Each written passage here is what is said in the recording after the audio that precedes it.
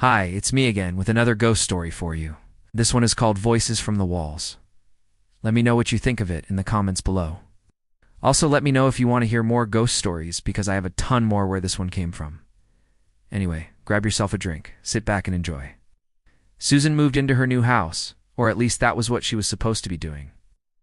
She was moving boxes out of the back of her car and placing them on the front porch when she heard it. It was a noise that seemed to come from inside the house, like someone shuffling around directly above her. But the house was empty. She was the first person to move in after the previous owner had passed away in the home, and it had been sitting vacant for months. She unlocked the front door and stepped inside. The sound followed her, getting louder, accompanied now by what sounded like dragging metal moans. Her eyes adjusted to the gloom, and she could just make out the shape of a rocking chair in the corner of the living room. Susan felt a chill crawl up her spine as she watched the rocking chair creak back and forth ever so slightly. Then she heard footsteps, slow and deliberate, coming down the hallway.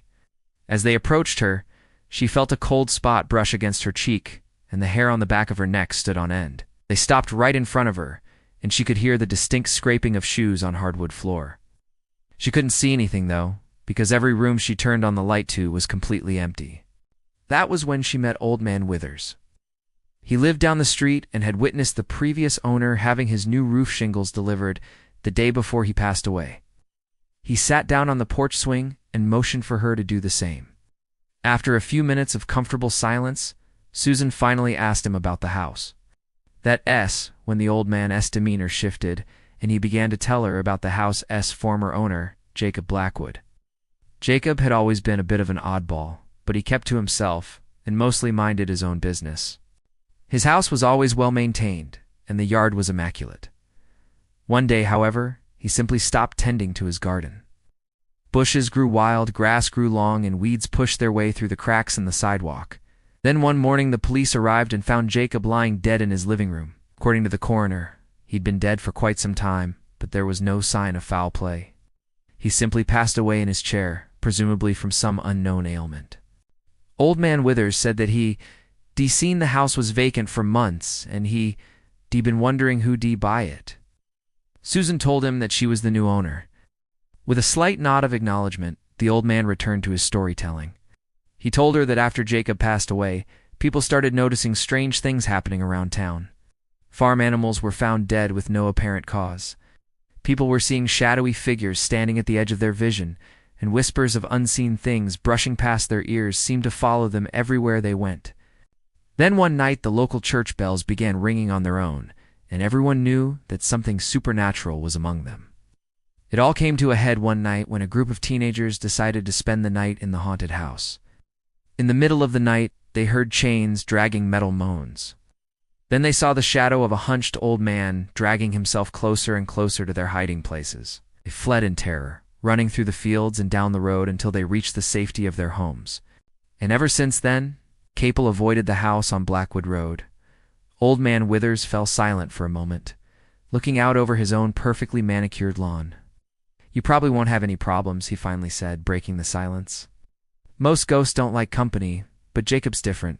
He likes to make his presence known. If you hear dragging chains or footsteps in the night, don't worry about it. If you hear whispers, ignore them. If you see shadows at the edge of your vision, pretend you didn't see anything. Just leave him be, and he'll leave you be." And with that cryptic warning, Old Man Withers stood up to leave. As he shuffled down the porch steps, Susan watched him go, deep in thought. Did Jacob really haunt these parts? Was that why she'd bought the house for such a low price? She could certainly understand why the real estate agent had been so eager to get rid of it. As the sun began to set, painting the sky in hues of orange and purple, Susan finally made her way inside. The old man's words echoed in her mind. What exactly would she be getting herself into? The living room was dark, so she flipped on the overhead light switch, revealing nothing but dust motes dancing in the golden light. She stepped further inside, her eyes adjusting to the gloom, and that's when she saw it. On the far wall was a rocking chair, the exact same one that Old Man Withers had described. Slowly she approached it, her fingers trailing along the wall as she walked. And as she neared the corner of the room, she could feel a distinct drop in temperature. A single tear splashed onto the dusty floorboards as she placed her hand on the worn wood armrest of the rocking chair. It was then that she heard it, a soft, mournful creak. The rocking chair began to move ever so slightly, back and forth, back and forth. And as she watched, mesmerized, the rocking grew faster and faster until it was almost a blur. She stumbled backwards, knocking over a nearby table and sending a vase crashing to the floor. And in that moment, the rocking chair stopped abruptly. Susan spent the next few days cleaning out the house. As she worked, she could feel a constant sense of dread hanging over her like a shroud.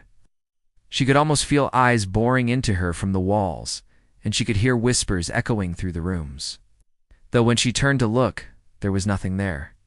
She found old photo albums filled with pictures of a family she did unrecognize, and old letters tied with faded ribbons.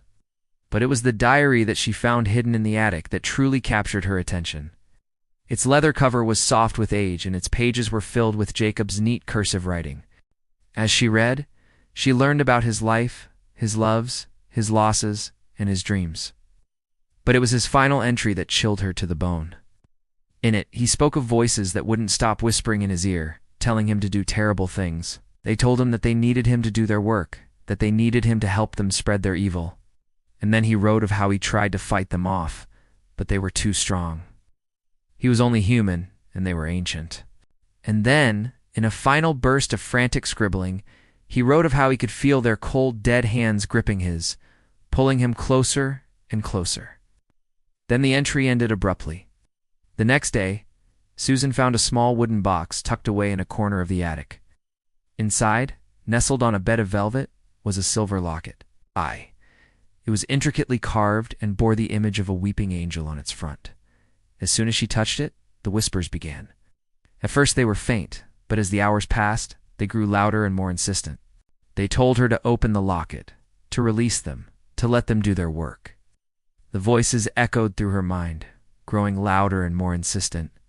And finally, unable to resist their silent command, she opened the locket. Inside, staring back at her, were two glowing red eyes. Then, in a flash of white light, the eyes vanished, and the whispers became screams. The locket burned her hand, searing her flesh and sucking the warmth from her bones. In terror, she flung the locket away, collapsing to her knees as the screams in her head reached a fever pitch. The last thing she remembered was the floor rushing up to meet her face. When Old Man Withers found Susan the next morning, the locket was nowhere to be seen. The diary was open at Jacob's final entry, and the rocking chair was moving on its own in the corner of the room. Now every night the house on Blackwood Road is filled with the sound of dragging chains, mournful whispers, and disembodied screams, and those who pass by can swear they see the shadow of a hunched old man dragging himself closer and closer, forever seeking release. Thanks for watching. If you enjoyed this story, please leave me a like and a comment letting me know what you thought of it. Also, let me know if you want to hear more ghost stories because I have a ton more where this one came from.